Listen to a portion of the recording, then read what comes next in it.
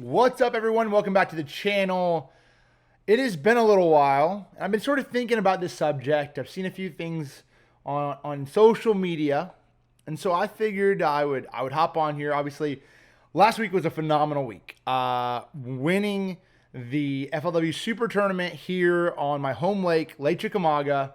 Had over 90 pounds of bass. I mean, it was really good. And, I think that I look back at the event. Obviously, there was a couple, catching one that was a 10-pounder, weighed 992, bounced back and forth. We'll go into that here in a second. But it was just catching some really big fish. A lot of things went well. But one of the biggest questions I get asked this whole week, and I've seen a lot of people saying some stuff on social about it, was, why is your boat not wrapped? Why was my boat not wrapped? I had my blacked out Triton out there on the water, which there was a reason behind this. Now, if you go on social media, you go to Bass Boat Central, you'll get a big long thread of things. Oh, I heard this, and oh, it was because he's leaving this company or a sponsor dropped him. False. I'm here to tell you exactly the reason why. And I'm going to set this up first because this event to me was a very important event. I wanted to do well. It's obviously here at the house. I live 4 minutes away, literally right there, 4 minutes, actually a minute and a half away, down a quarter mile away at the bottom of the street is Lake Chickamauga. And I wanted to do well. Obviously, I knew, I don't know this lake probably as well as guys like your Michael Neals, your Wesley Straters, your Andy Morgans, but I spent a decent amount of time on this body of water, and I spent a lot of time prepping for this event. With that being said, I knew that there was going to be a little bit of pressure, local pressure. For me, being a local, I figured I would, have a few people that might want to watch me, see what was going on, which is great. And it's really cool to have fans from all over the country, but it's really cool to have fans and locals here that, you're there to support you. The one thing is going back to practice. So in practice, I was really trying to think about how I was going to prepare for this event. It's all in preparation and strategy and everything. In an event, you try to prepare a little bit better than the next guy. Now, preparing for this event in practice, first 2 days of practice, I was out there in my aluminum boat. A lot of FLW guys seen that. And the reason behind that, cleared it through the tournament director. It's completely legal through the rules of FLW.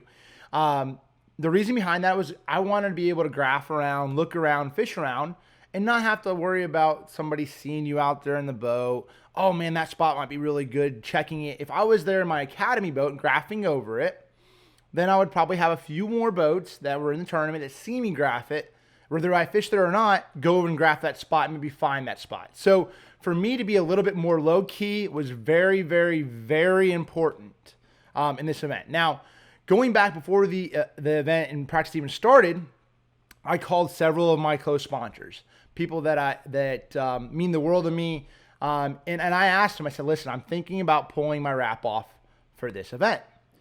What are your thoughts? You guys mean the world to me. You guys are partners for me. I could not do this without you. What are your thoughts? Would you be offended? Would you be okay with it?" I feel like that would give me a little bit of time to go be able to run around on my body of water and be a little bit more low key and be able to have some good days in the water without having a lot of pressure. And everybody that I talked to was like, absolutely, Wheeler, go for it. Take it off for the tournament. I'm going to rewrap it, but take it off for this event because I know it's your home lake. I know you want to sort of keep some stuff hidden. And that's really what it comes down to.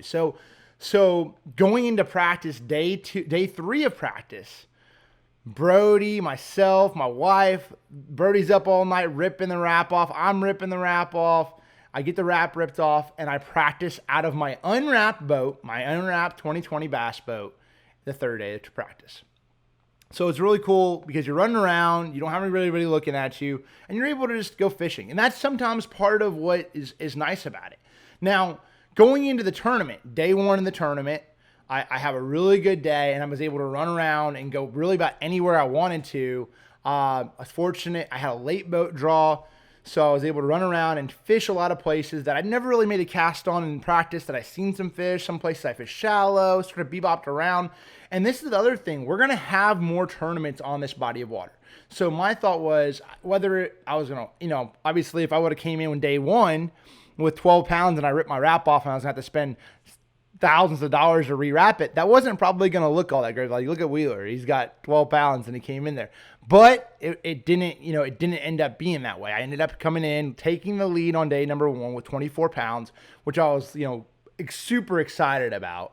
I actually thought when I had 24 pounds, I was going to be in like fourth or fifth. I really did. I thought, I was like, oh, it's got to be a bag. I thought I was going to be in fourth or fifth. But so I'm leading the tournament in my unwrapped boat, and this whole thing, Wheeler's boat's unwrapped. What's happening? He's in this unwrapped boat. I still kind of try to keep it under wraps. And this is the nature of the beast in TVA fishing, okay? Tennessee River fishing, offshore fishing. And I said this on live. It takes hours and hours and hours. The amount of time that I spend trying to find places that are unique, that are different, that are not pressured, that no one else has found or does not fish very often is just, it's hundreds and hundreds and hundreds and hundreds of thousands of hours. You find that place, and then you got my Academy rig sitting there, reeling them in on day one of the tournament, and all of a sudden it's gone. It becomes a community hole. That's the nature of the beast that we live in right now, this day and age, in tournament bass fishing.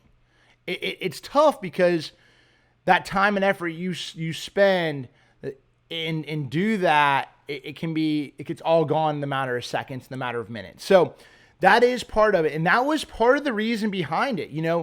I knew that maybe if I could get a few days in where I was sort of flying under the radar, that would give me a better chance to ultimately have a really good finish.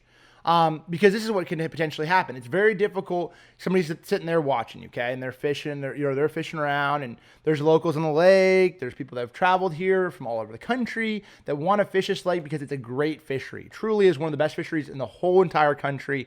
I mean, hands down. So they're sitting there watching you, and you're reeling in a fish after fish after fish.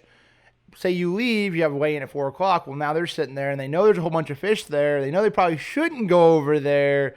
But it's like, hey, man, Jacob caught a whole bunch there. I want to see what if I can't catch a couple there. And then they try to go over there and they catch a few fish. Well, that could ultimately impact the tournament. That could impact the way that angler does, how that angler does in the event. You catch one big fish and stung that fish that maybe he could have caught yesterday, and it could really hurt you. So most of all the anglers that I know and the people that follow me throughout this week would never have done that. And I truly appreciate it. But that is the nature of the beast. That can happen, and it has happened, and anglers have lost tournaments because of that. So with that all being said, I did have my wrap off for the whole week. And that was something, it'll be wrapped. It's getting wrapped right now. It's getting ready to go. It'll be rewrapped, ready to roll for Sturgeon Bay next week at the Major League Fishing event. Exact same boat. But that was the reason behind it. This is stuff, and this is just sort of to teach some of the young kids that are out there, it's cool to, be able to learn something from a YouTube channel. I try to teach you guys stuff. Okay. I truly do try to teach. That is what I want to do, because I know how many anglers helped me along the way. People like my buddy BJ and people in Indiana that helped me up when I was growing up and try to teach me how to catch fish. I want to teach you how to catch fish or how to find fish. I don't want to teach you or show you where to catch the fish that I found or catch the fish that I'm catching. That is not the goal of YouTube. That's not the goal of this channel. And so I think that is the biggest thing. It's so easy to take an easy way out. Okay, hey, there's somebody catching bass. I'm going to go over there and reel them in. Yeah, that's cool, but there's something satisfying about going and finding your own bass and doing it and finding and spending your time and finding your own spots. There is something with that, and I feel like that is something that, if in this tournament, really the time that I spent on this body of water looking for stuff, that was really what played into it. I was fishing places that were, some of them were community holes. Some of them were local community places that they get on, that there's boats on all the time. And then others were a little bit more on the sneaky side. So regardless of all that, I just wanted to give you guys a heads up what went down. I'm obviously more than ecstatic after the week here. It's feels great. I have the holiday weekend, 4th of July, coming up this weekend. So, and we have some more videos kind of pop up on the channel. So apologize. We've been sort of bopping here and there and running around everywhere else. So, but I really appreciate you guys following along. Hopefully you guys understand. And I wanted to keep, I didn't want this rumor mill of everything else that goes around on social media to act like, okay, this is what went down. You heard it from the horse's mouth. Hopefully you guys have a great holiday weekend. We'll see you guys next time.